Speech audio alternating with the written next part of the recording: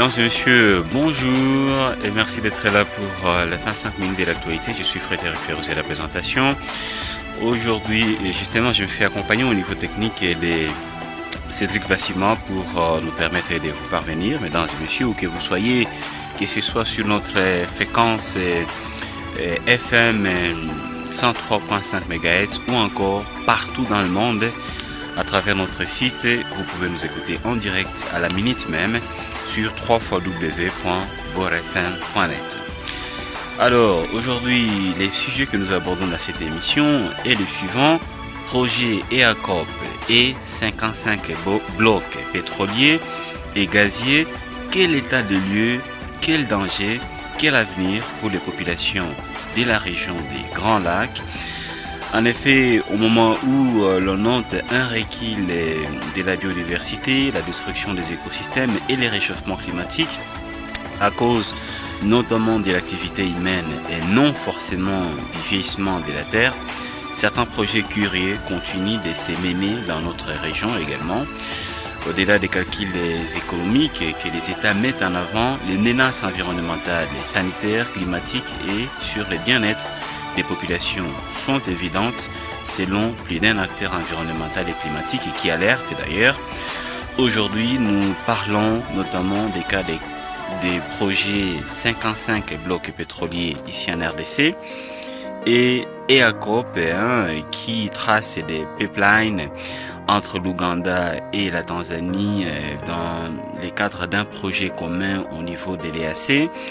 Pour ce rendez-vous, nous recevons 4 acteurs environnementaux et climatiques. Il s'agit de Justin Moutabécha qui nous vient de l'AJVDC. Justin Moutabécha, bonjour. Bonjour messieurs les journalistes. Nous sommes avec Francine Mouzi qui nous vient de l'organisation Alain Plus. Bonjour Francine. Bonjour. Nous sommes également avec Baraka Mugisho, activiste environnemental indépendant. Baraka Mugisho, bonjour. Bonjour messieurs les journalistes. Merci, et finalement nous sommes avec Christian Ngakani, Christian Ngakani, vous êtes également acteur climatique, vous nous venez de l'organisation Climate Clock. Bonjour Christian. Bonjour journaliste. Voilà, pour lancer nos discussions, nous allons tout d'abord commencer par comprendre ces deux projets, les projets EACOP et les projets 55 blocs pétroliers et gaziers, avant de parler de la campagne qui a été mise en place par des acteurs environnementaux et climatiques de notre région sur ces deux campagnes que vous présentez comme, ces deux projets que vous présentez comme dangereux pour nos populations ici dans la région. C'est quoi en fait ces projets EACOP et ces projets 55 blocs pétroliers? Justin Moutabécha. Merci beaucoup pour la question, monsieur le journaliste. Je rappelle que les mois d'octobre et les mois de novembre et décembre, c'est une période décisive pour les acteurs climatiques, les scientifiques et tous les décideurs du monde, parce qu'ils se préparent la COP 30 qui va se tenir à Belém au Brésil. Donc, cette COP a ses objectifs, parmi lesquels le financement climatique, mais aussi l'adaptation aux risques ou encore au changement climatique. Donc, c'est parmi les objectifs décisifs de la COP 30. Oui. Parce que nous parlons du projet EACOP, je dis que c'est un méga projet transfrontalier d'exploitation du pétrole, en PDMO. Donc, c'est un projet d'exploitation du pétrole qui vient de l'Ouganda, dans le lac Albert. Le lac Albert, c'est un lac qui est départagé. C'est une précision entre l'Ouganda et la RDC. Donc, le projet EACOP va partir du lac Albert en Ouganda et traverser traverser la Tanzanie jusqu'au port Tanga de la Tanzanie. Dans l'océan Atlantique et Indien là-bas. Exactement. Donc, c'est un méga projet unique au monde, jamais construit, qui est porté par des acteurs clés. Il y a la Total Energy, qui est une multinationale française. Et les Sinopec, qui est une entreprise chinoise. Rappelons que ce projet a des impacts Sur l'environnement. sur le climat. D'abord sur le climat, parce que c'est un oléidique plus réchauffé, très réchauffé du monde. Donc c'est un projet jamais construit au monde par ces acteurs pétroliers. Au-delà des impacts climatiques, sur le climat, il a des impacts sur la vie humaine. Ce projet va occasionner les déplacements de plus de 100 000 personnes. Parce à travers des villages, Oui, des rues, oui. des localités, etc. Les traversées de ce projet va dévaster des milliers d'hectares. Dans ces pays-là, Oui. l'Ouganda et la Tanzanie. Et la notamment. Tanzanie, parce que c'est un oléidique de plus de 1443 km². Vous comprenez cela. Et aussi, ce projet a un grand impact sur la vie de l'homme, surtout dans l'aspect de l'élevage et l'agriculture. Tous nous savons que partout où il y a l'exploitation du pétrole, la vie normale n'existe plus. Donc l'agriculture n'existe plus, l'élevage, et ce projet va dévaster des millions et des millions d'hectares. Voilà, un peu des mots, ce qui concerne les projets. Et puis c'est dans les termes plus simples, ce qui concerne les projets ICOP. Mais aussi, pourquoi on en parle? Parce que c'est un projet qui traverse la RDC. Nous avons dit le lac Albert, mais aussi on en parle beaucoup plus, pas seulement nous sommes acteurs environnementaux, mais aussi parce que le gouvernement congolais, le gouvernement de Kinshasa est en train de négocier les rattachements ou encore les raccordements du pétrole dans le lac Albert du côté congolais à ces projets d'exploitation, à ces raccordements ougandais, si je peux le dire ainsi. Voilà, et d'autres questions, comme vous l'avez dit, de sécander blocs pétroliers et 3 gaziers qui vont poser des questions dans ces débats. Exact. Je voudrais ramener la parole à Christian.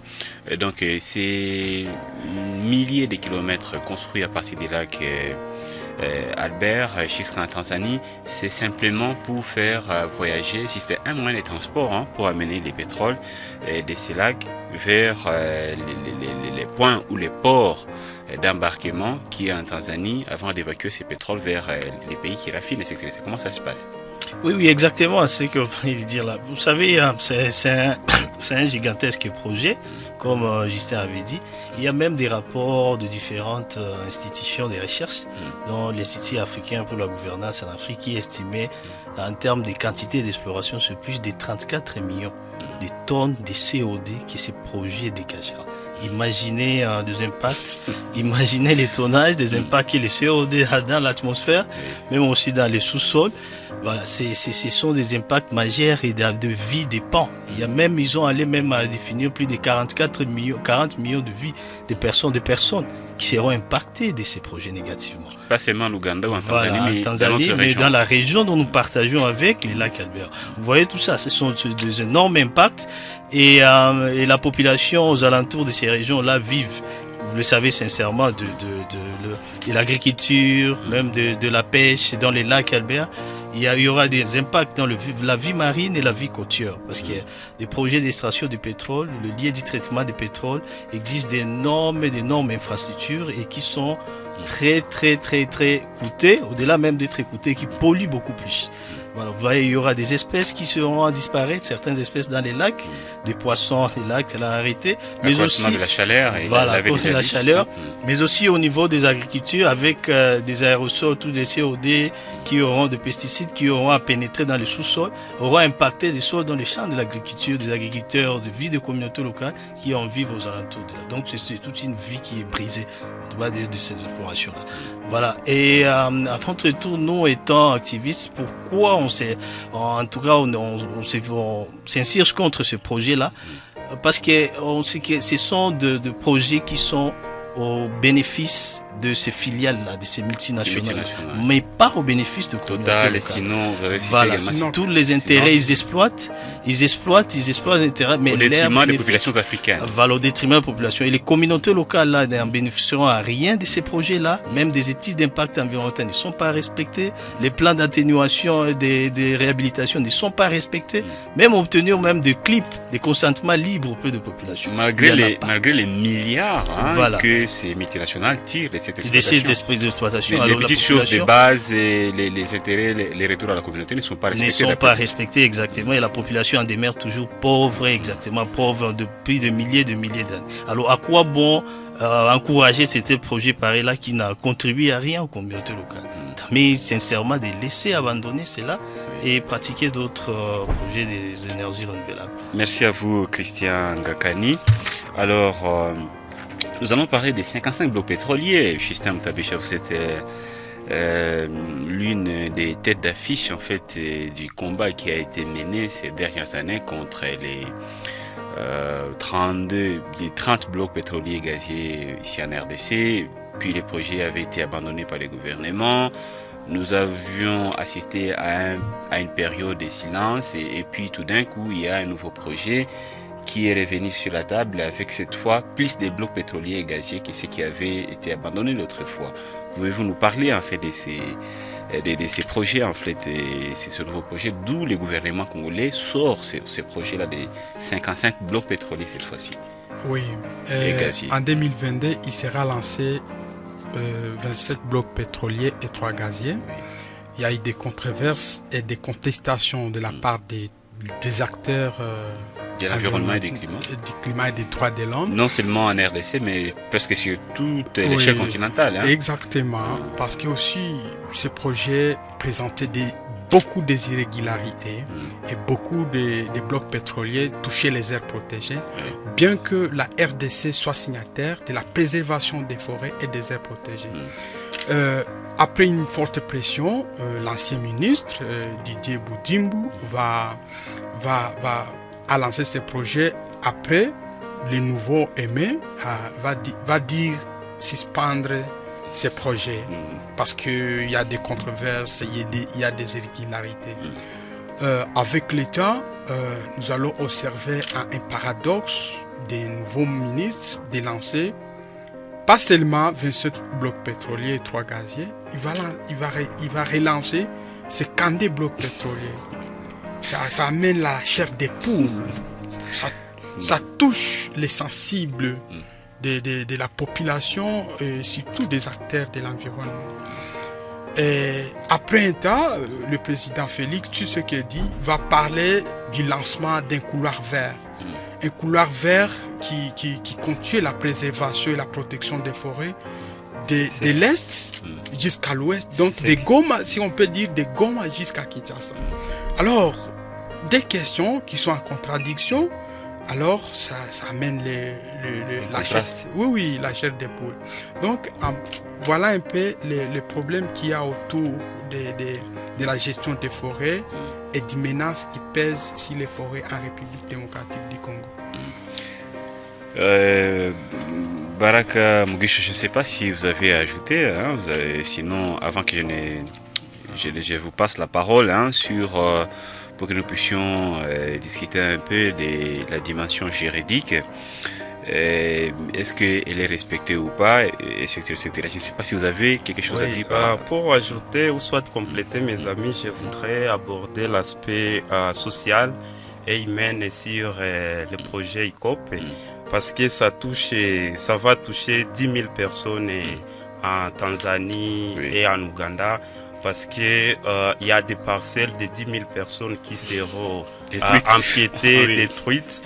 Or, cette population dépend de ces terres pour l'agriculture et j'en passe. Ils sont aussi essentiels pour la biodiversité de toutes ces personnes-là. N'est-il pas prévu des compensations financières peut-être ça par exemple, ces parcelles 10 000 parce qu'environ 13 300 ménages en Tanzanie seront seront déplacées et aussi 9500 personnes en Ouganda seront aussi déplacées.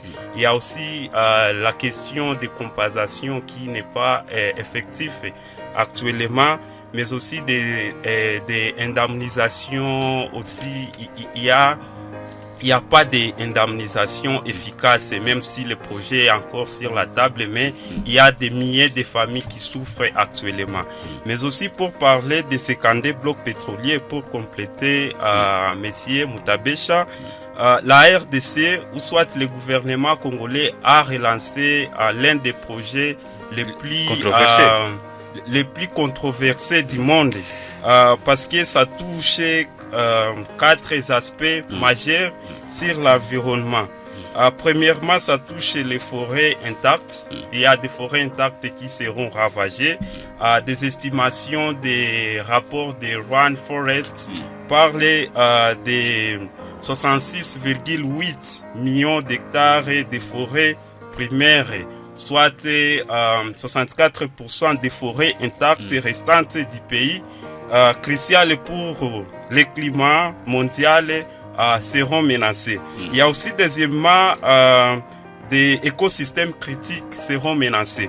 8,3 millions d'hectares seront empiétés sur les aires protégées et 8,6 millions d'hectares des zones clés pour la biodiversité, et même le couloir vert chanté par le gouvernement congolais est aussi menacé. Troisièmement, des millions de vies de la population bouleversées. Des millions de vies seront bouleversées. Des estimations nous montrent 39 millions de personnes vivent le long des zones visées par les 52 blocs pétroliers, soit 63% des forêts communautaires qui sont vitales dans des zones qui sont cruciales pour l'alimentation de la population, qui sont cruciales pour l'eau de la population et même l'autonomisation des droits culturels de la population locale. Voilà. Quatrièmement, pour finir, le climat mondial sera menacé parce que les blocs couvrent une grande partie de la cuvette centrale qui est la plus grande tourbière tropicale du monde. Elle stocke, mon frère Crispé était hier revenu, il stocke 30 gigatonnes de carbone. L'exploitation pétrolière ici pourrait libérer des quantités massives de CO2, accélérera la crise climatique mondiale. Voilà un tout petit peu ce que j'aimerais ajouter. Est-ce que ces données que vous présentez pour le cas des projets EACOP et les 55 blocs pétroliers et gaziers du gouvernement congolais posent à un certain niveau un problème juridique pour ce qui concerne notamment la préservation des droits des communautés de base? Vous avez parlé des populations qui seront déplacées, qui vont perdre leurs parcelles et qui seront victimes de cette façon ou de cette autre, etc. Effectivement, pour parler du projet ICOP, ça touche des cadres internationaux, notamment sur des cadres internationaux, il y a les accords de Paris. Mais avant de revenir là-bas, j'aimerais toucher sur les 52 blocs pétroliers parce que c'est ici en RDC. Ces accords, l'exploitation pétrolière ici viole directement l'article 10 et 12 de la loi numéro 14/003 du 11 février 2024 relative à la conservation de la nature et aussi parce que ça va toucher le parc national de Salonga, mais aussi celui de Virunga. Qui sont des aires protégées, je crois. Oui, qui sont protégées et qui demeurent aujourd'hui des patrimoines mondiaux de l'UNESCO. Par exemple, l'article 10 de cette loi interdit toute activité susceptibles d'avoir un impact sur la biodiversité dans les aires protégées, sauf dérogation spéciale pour recherche scientifique ou des raisons impératifs d'intérêt public majeur. Il y a aussi cet article 12 qui dit ceci: l'État garantit la préservation de l'intégrité écologique des aires protégées. Aucune exploitation industrielle n'est autorisée à l'intérieur des parcs nationaux. Voilà cet aspect juridique. Mais pour aller un peu plus loin, il y a aussi l'article 53, 59 et même 71 du loi numéro 11/009 du 11 juillet 2011 portant aussi principes fondamentaux relatifs à la protection de l'environnement. Ces articles, prenons en termes d'exemple l'article 71 de cette loi qui donne l'obligation de réparation du préjudice écologique causé à l'environnement.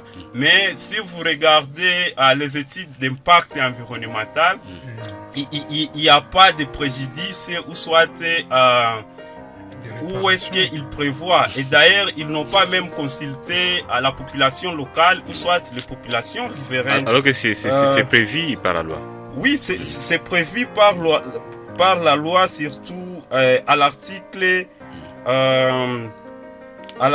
42 et 43 du loi numéro 1/009 du 12 juillet 2001 qui portait les codes forestiers.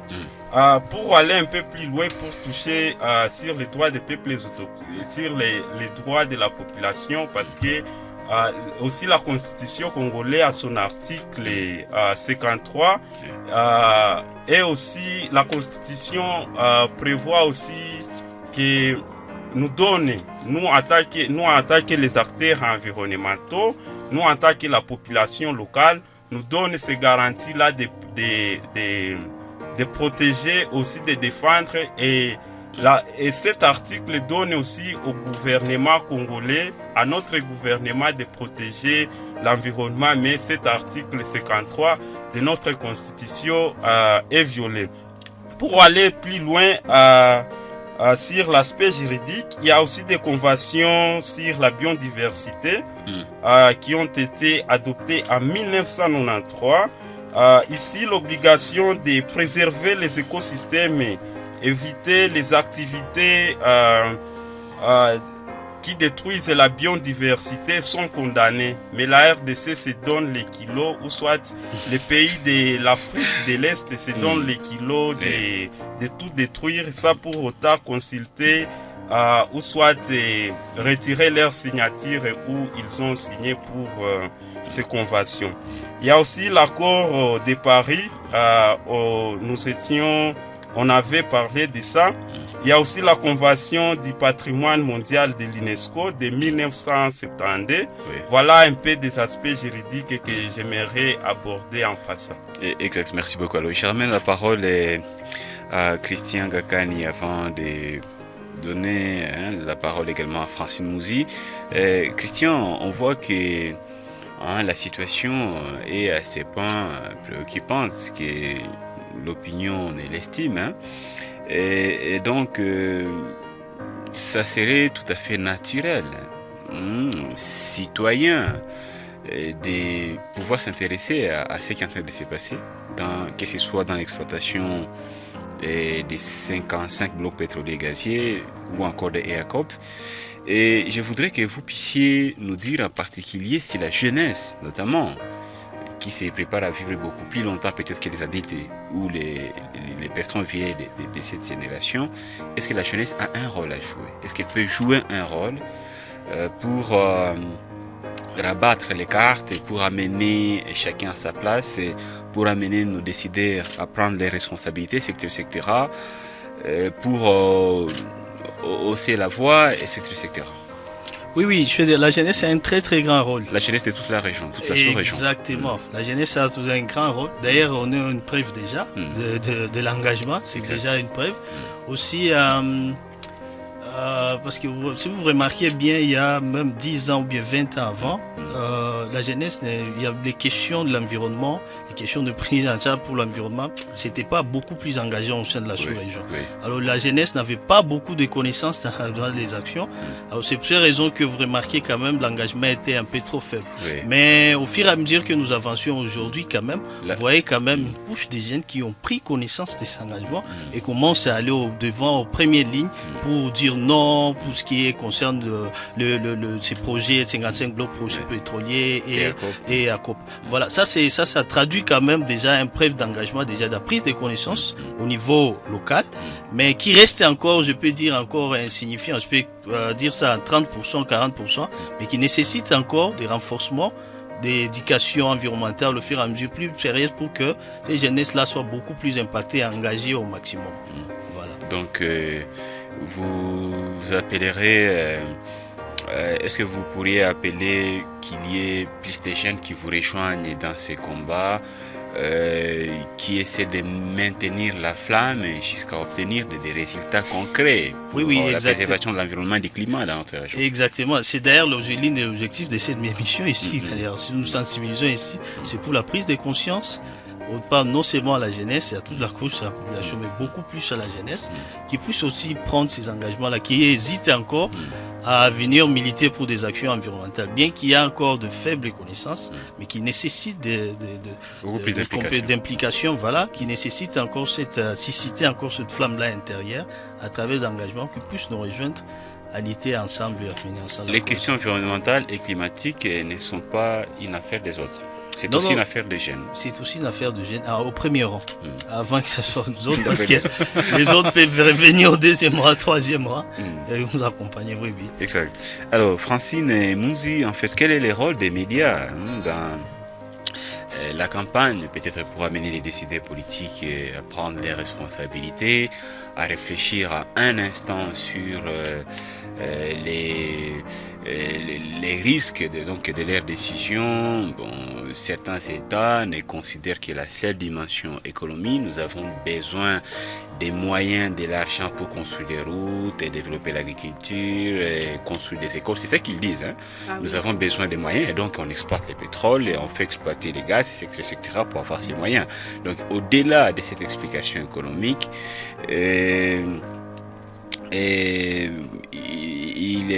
faut également tenir compte des impacts environnementaux et climatiques. Alors, dans ces combats-là, quel est le rôle des médias dans cette campagne, selon votre estimation? Merci beaucoup, messieurs les journalistes, pour cette question.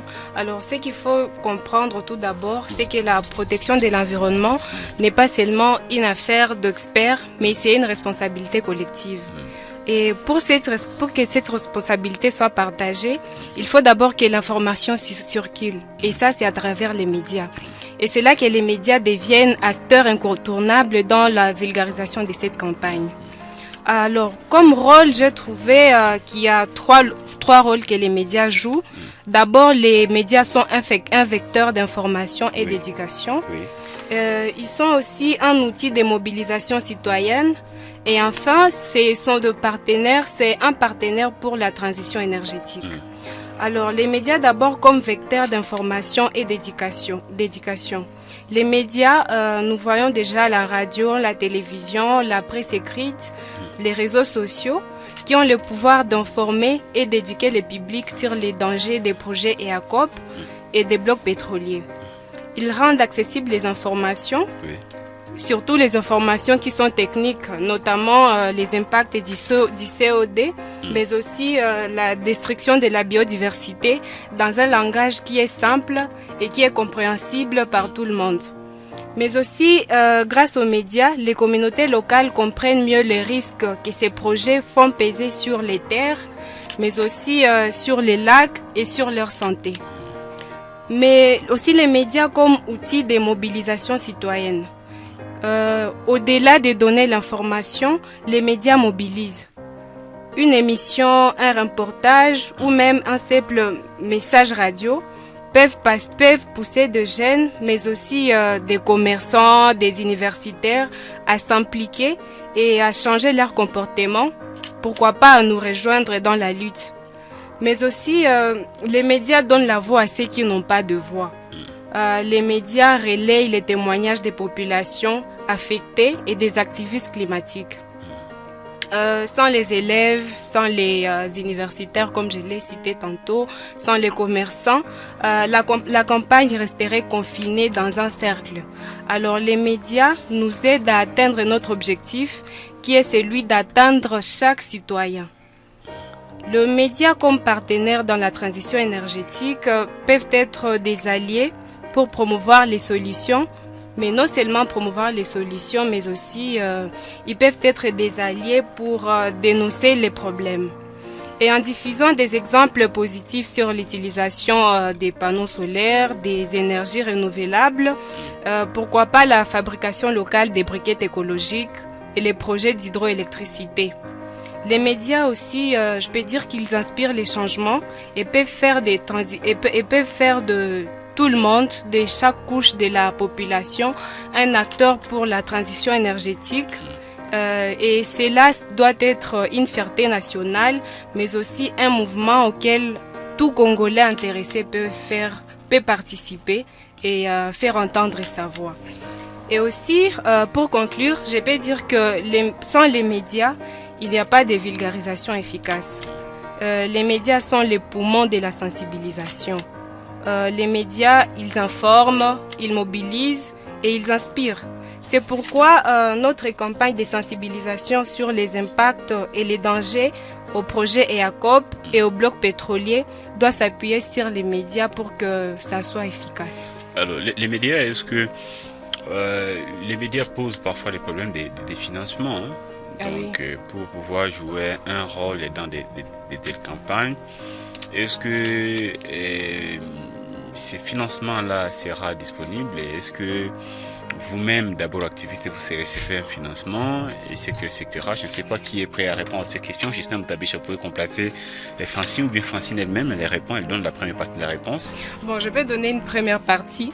Déjà que je suis activiste, je l'ai fait bénévolement. Je ne m'attends pas à un paiement quelconque. Alors, il y a ces médias-là qui peuvent être motivés pour le changement climatique, pour lutter contre le changement climatique. Et ces médias peuvent se donner volontairement pour appuyer.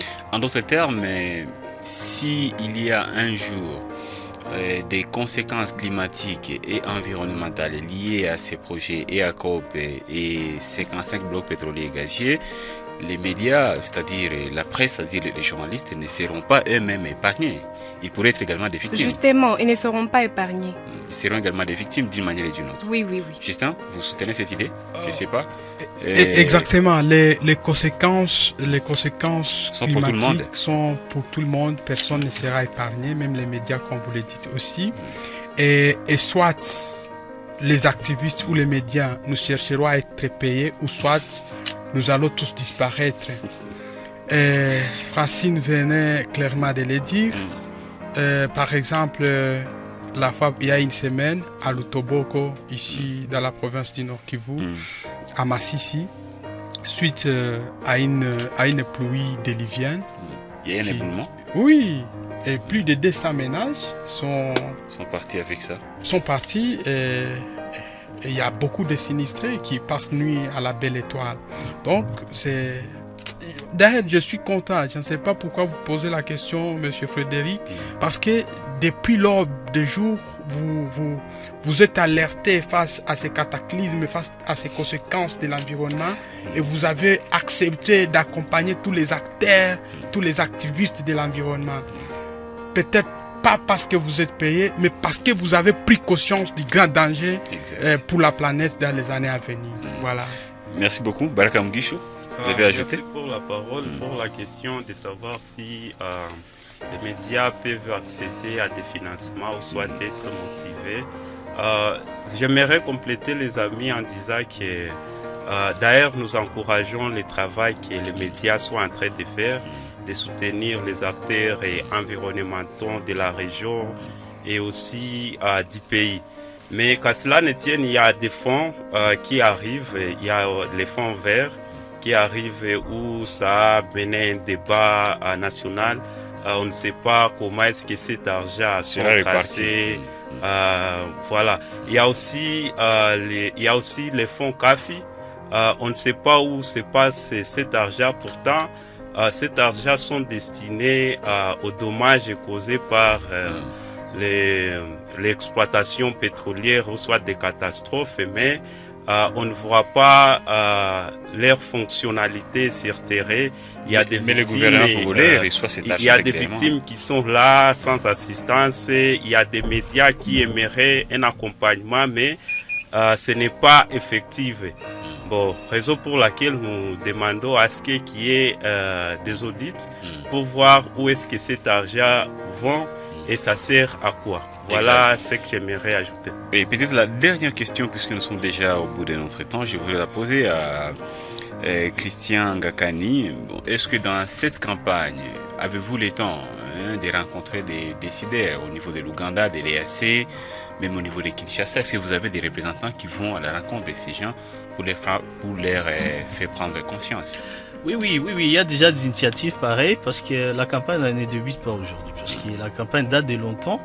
Et vers le pays voisin, l'Ouganda et d'autres pays, il y a même des activistes qui ont été un peu arrêtés pour le cause de lutter contre le ACOP. Ils ont été traduits en justice et jusqu'à présent, leur dossier, leur cas n'est pas encore arrangé jusqu'à présent suite à cela. Si les autorités étaient alertées de ces cas-là à l'instance, ils les ont incarcérés. Aussi à Kinshasa, bien sûr, il y a eu des avancées qui ont un peu avancé dans ces termes avec la campagne Notre Terre sans pétrole. C'est toujours en concomitance avec la campagne Stop EACOP et 55 blocs pétroliers. Des plaidoyers qui sont au niveau national auprès du gouvernement pour essayer quand même de ne plus emboîter ses pas dans ces projets-là. Voilà. Merci Christian Ngakani, merci à vous Francine Mouzi, merci à Baraka Mugisho, merci à Justin Mtabécha pour vos contributions donc autour de ces deux méga projets EACOP et 55 blocs pétroliers et gaziers ici dans notre sous-région. Nous espérons vous retrouver lors des prochains rendez-vous. Merci également mesdames et messieurs de nous avoir suivis. Vous êtes sur Bora FM, une radio qui appuie l'environnement, qui appuie les climats à travers ces différentes émissions. Vous nous suivez sur la 103.5 MHz ou bien sur www.borafm.net quelque part dans le monde. Nous vous disons grandement merci et à la prochaine.